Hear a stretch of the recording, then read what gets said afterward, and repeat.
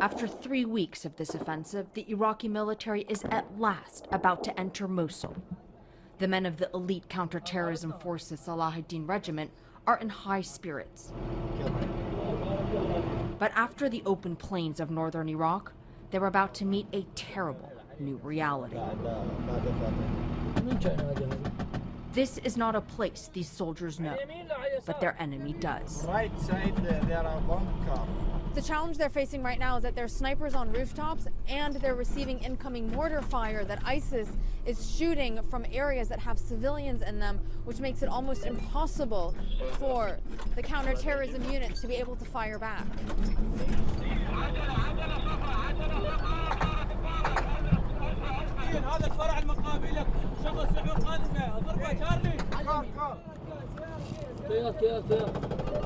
The 3 cars have disappeared down the side streets.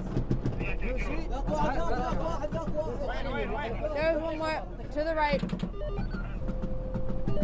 Already there's a sense that this will be a different battle. Civilians are still waving white flags, but the roads are getting narrower. We're in ISIS territory. It's clearly marked. The convoy slows down, and on the soldiers' faces, nerves begin to show.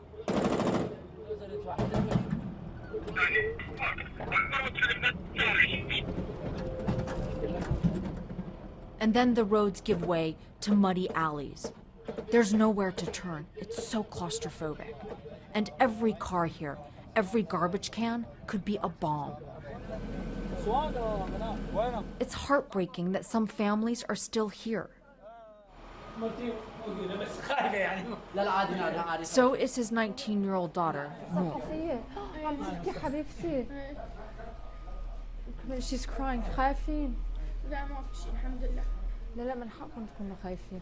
طبعا انا عن نفسي ما اخاف بس على ابويا ما لي دخل بكل عادي. ابوكي؟ اي والله ما عندي غيره. هي بنتك. Noor was accepted into university, but she never went.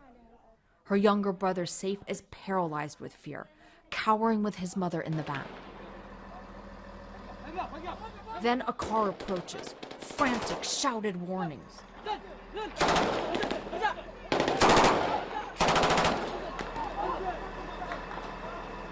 Clearly, he's not a bomber, but he's critically injured. السيارة الصفراء مالته فكرتوها مفخخة. Minutes later, he is dead. An innocent taxi driver, it would seem, in the wrong place at the wrong moment. Now there's more incoming fire.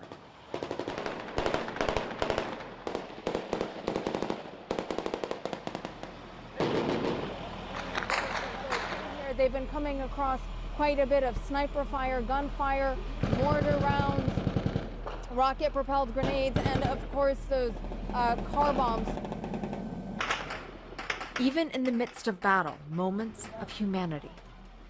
But they are all too fleeting. ISIS fighters are on the rooftops. 3 grenades land in the street. I can open it.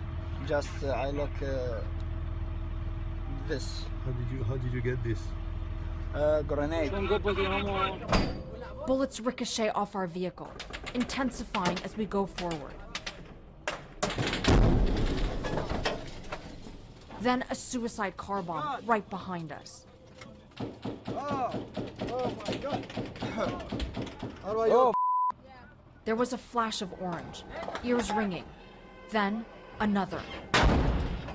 That was the second massive explosion like that we've just heard. The first one they said was a suicide car bomb, and it exploded on the vehicles that are just behind us. There were a number of soldiers just running in the street.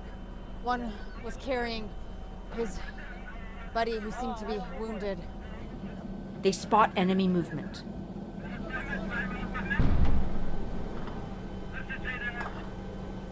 هذاك مقابلين اشوف فوق الفيت ذاك يا العجله الاولى انضربت. The incoming fire is now intense. The bulldozer is hit. Our vehicle takes more fire. Soldiers shoot at a motorbike racing towards us. it's hit. We hear the hiss of a tire losing air.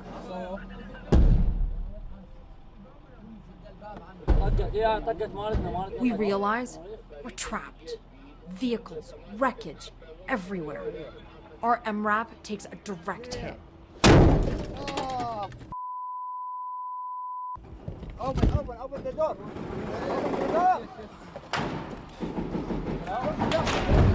Arwa.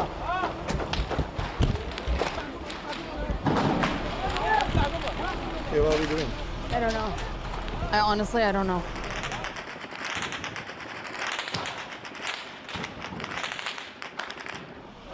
We need to go in this house. Huh? Go. In there. We take cover, injured soldiers and a terrified family. Brees, too, has a small head wound.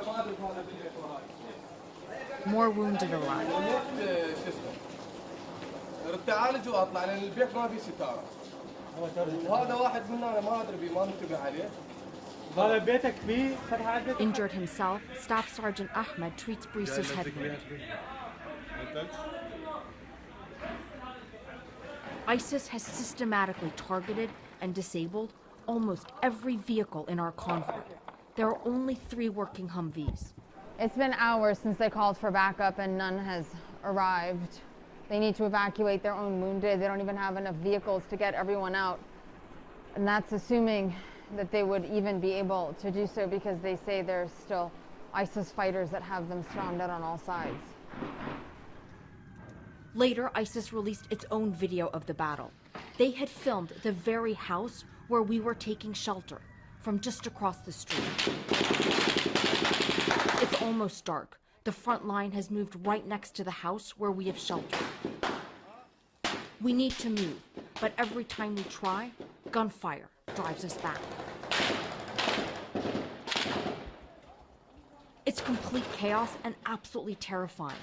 We need to get to a Humvee 5 steps away. Finally, we make a run for it. Clambering in as quickly as we can.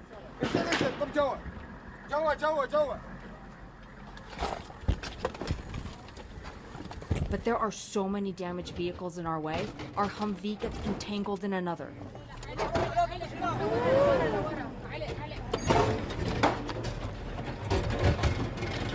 We break free, but go just 10 yards.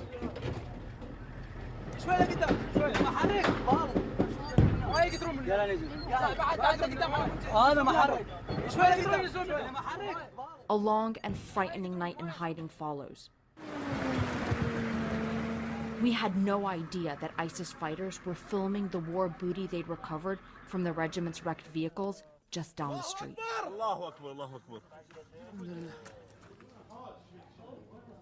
It's dawn, and we're still alive. We're with more than a dozen wounded soldiers, only 6 who are not. Ammunition is running low. It's been almost 20 hours since they first called for backup, first sent out the alarm that they were surrounded, and they're still waiting. The soldiers with us are exhausted, but determined. They know they're in this fight alone.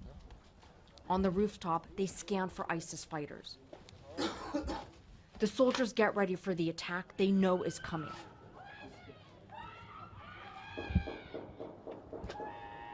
Someone has been shot.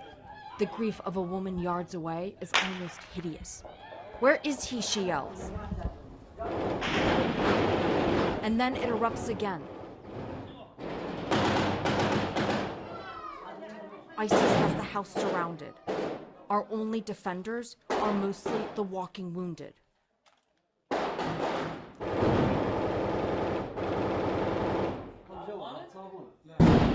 A grenade lands in the courtyard. More wounded are brought in. They tell us it was tossed by an ISIS fighter in the house behind us. An airstrike hits the house and brings down the outer wall of the home we're in. The family we're with hide under the staircase. One of the boys cries, "I don't want to die." Hours later, a moment of utter relief. ايه ذول هنا. They're here. A regiment has arrived as backup, along with a Humvee to evacuate us. It's less than a mile to safety. We're lucky. We can leave the combat zone. He's with me. She's with me. These men will have to return. The battle for Mosul has only just begun. Arwa Damon, CNN, Mosul, Iraq.